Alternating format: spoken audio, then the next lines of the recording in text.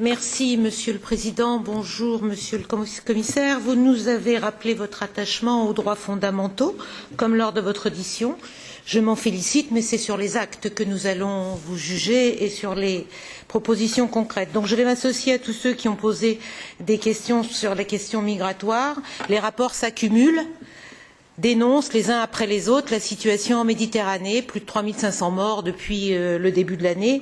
L'OMI nous dit que le continent européen est en train de devenir le continent le plus dangereux du monde pour les migrants. Beau bilan.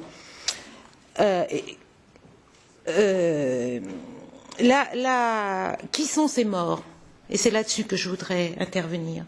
Ce sont essentiellement, aujourd'hui, premièrement des Syriens, puis des Érythréens, mais aussi des Somaliens, des Soudanais, des Afghans, des Palestiniens, le chaos du monde, comme vient de le dire Eva Joly, tous des demandeurs d'asile potentiels, tous des gens qui ont droit à la protection internationale.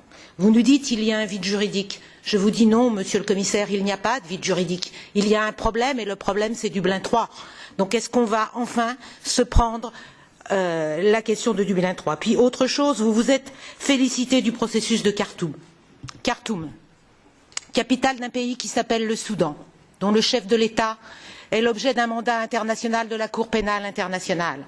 Quel signe l'Union européenne donne-t-elle quand elle va tenir une conférence pour régler les problèmes migratoires dans un pays comme celui-là, dont les ressortissants fuient une dictature, une des pires du monde, une zone de conflit?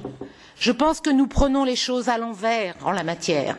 Qu'est-ce que va faire le gouvernement soudanais, le gouvernement érythréen, le gouvernement somalien pour lutter contre l'immigration clandestine, pour informer des risques des migrants irréguliers, pour gérer des camps de réfugiés? Nous savons tous ce qu'il en est.